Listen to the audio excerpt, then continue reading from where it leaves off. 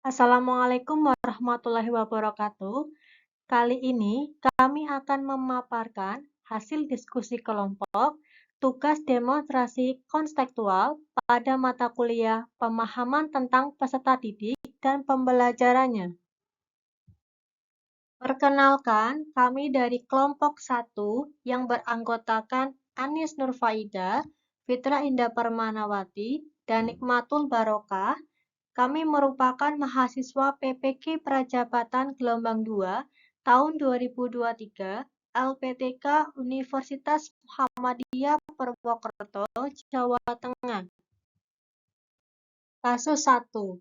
Bayangkan jika Anda adalah seorang guru matematika di kelas 7.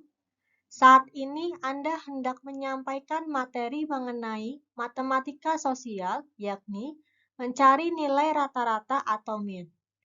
Untuk memudahkan peserta didik dalam memahami pembelajaran, Anda mencoba untuk membuat urutan atau langkah-langkah yang perlu diikuti oleh peserta didik agar dapat mencari nilai rata-rata pada sebuah soal. Anda meminta kepada peserta didik untuk mengerjakan soal yang Anda berikan. Hasilnya, peserta didik mampu mengerjakan dengan baik sesuai dengan langkah yang telah Anda siapkan. Beberapa saat kemudian, Anda meminta kepada peserta didik untuk mengulangi soal yang sama tanpa melihat urutan pengerjaan soal, dan peserta didik mampu mengerjakannya dengan baik. Untuk pertanyaan 1 pada kasus 1, yaitu, menurut Anda, apa yang membuat peserta didik mampu mengerjakan soal dengan baik pada percobaan kedua tanpa melihat urutan atau langkah pengerjaan soal? Dari hasil diskusi kami, peserta didik mampu mengerjakan soal dengan baik pada percobaan kedua tanpa melihat langkah pengerjaan soal karena langkah-langkah yang diajarkan oleh guru sangat jelas, sehingga peserta didik mampu menangkap penjelasan yang diberikan dan paham tentang cara pengerjaan soal yang diberikan. Sebelum mengerjakan soal, peserta didik terlebih dahulu melihat contoh dari langkah-langkah pengerjaan soal dan berlatih mengerjakan soal. Pertanyaan 2 pada kasus 1, yaitu, sebagai seorang calon guru, dalam kegiatan belajar yang seperti apa metode di atas dapat diterapkan? Elaborasi jawaban Anda dengan menyertakan teori yang berkaitan. Dari hasil diskusi kelompok kami, sesuai dengan kasus 1, maka metode pembelajaran yang sesuai yaitu metode inquiry.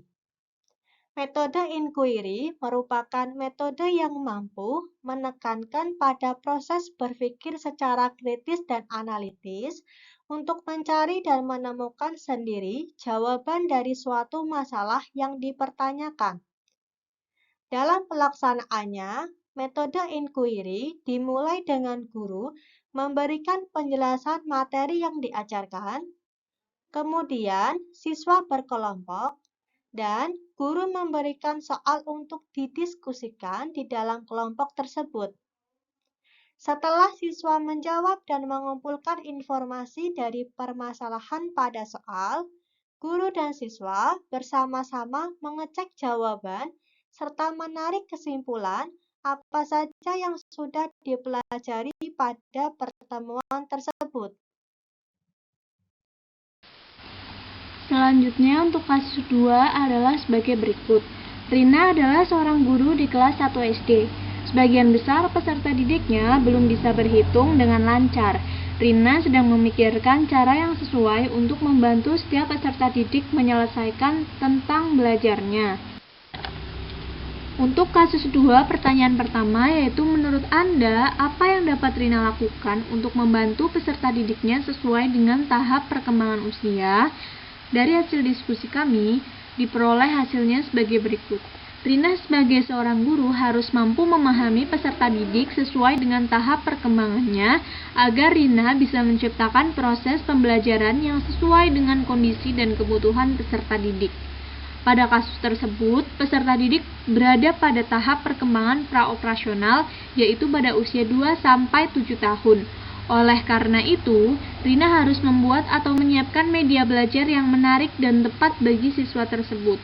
Salah satu contohnya yaitu dengan menggunakan benda-benda yang ada di sekitarnya seperti buku, pulpen, pensil, dan lain sebagainya sebagai simbol bilangan agar dapat memperlancar berhitung siswa. Untuk pertanyaan kedua kasus 2, mengapa Anda menyarankan hal tersebut? Elaborasi jawaban Anda dengan menyertakan teori yang berkaitan. Kami menyarankan kegiatan pembelajaran dengan menggunakan benda sekitar sebagai media untuk belajar berhitung siswa karena erat kaitannya dengan teori belajar Piaget. Menurut Piaget, terdapat 4 tahapan perkembangan kognitif, yaitu sensori motorik, praoperasional, operasional, dan formal operasional.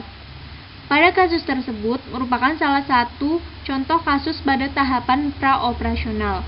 Rata-rata usia siswa kelas 1 SD adalah sekitar 7 tahun. Menurut Jean Piaget, pada usia tersebut, anak belum sepenuhnya sanggup menggunakan logika, mengubah, menggabungkan, atau memisahkan ide atau pikiran. Sehingga anak-anak di rentang usia tersebut baru bisa menerapkan logika pada objek fisik. Selama periode ini, anak berpikir pada tingkat simbolik tapi belum menggunakan operasi kognitif. Akhir tahap ini, anak secara mental bisa mempresentasikan peristiwa dan objek atau fungsi semiotik atau tanda dan terlibat dalam permainan simbolik. Berikut adalah presentasi dari kelompok kami. Mohon maaf jika banyak kesalahan. Wabillahi taufiq wal hidayah. Wassalamualaikum warahmatullahi wabarakatuh. Pertanyaan pertama pada kasus ketiga yaitu, menurut Anda, apakah pertimbangan pada keputusan MADE sudah sesuai? Mengapa demikian?